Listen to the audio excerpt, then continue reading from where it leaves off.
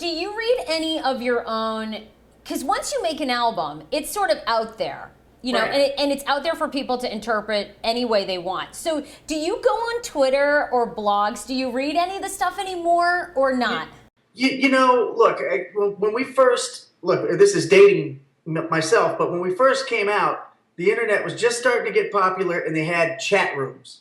So, and these message boards. So when we put the records out and we toured and stuff like that, we used to go check out what people said. I mean, I'll look at it.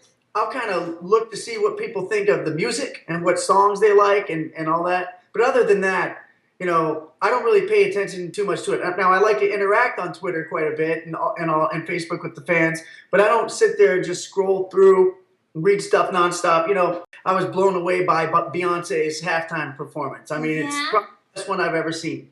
So I'm like, man, I want to see what people are saying. And people are just like bashing her left and right. She performed, looked great, looked amazing. I just don't know how she could have done it any better. So I'm like, you know what? I'm showing my wife who's new to this stuff.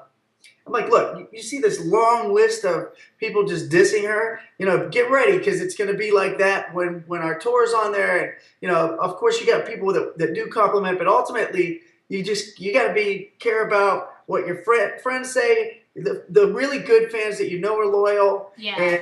and your family, and be satisfied with what you're doing. Hey, okay, answer me this. Ryan Gosling just did an interview, and he actually was almost one of the members for Backstreet Boys when they were first forming back in the day.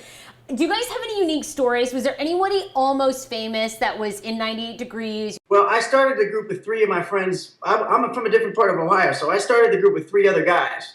And we went to LA and we were about to get signed, and those guys got cold feet, went home for Thanksgiving, and never came back. Start the group over again, and you know I got introduced to Nick by this guy named John, and John brought Nick in the group. John became a part of the group. Then we brought Justin out, and John was part of the group for a long time, up until probably like 4 or 5 months when we were all together out there in LA. Before Drew was part of our group, it was John, Nick, and myself. Okay. And Justin.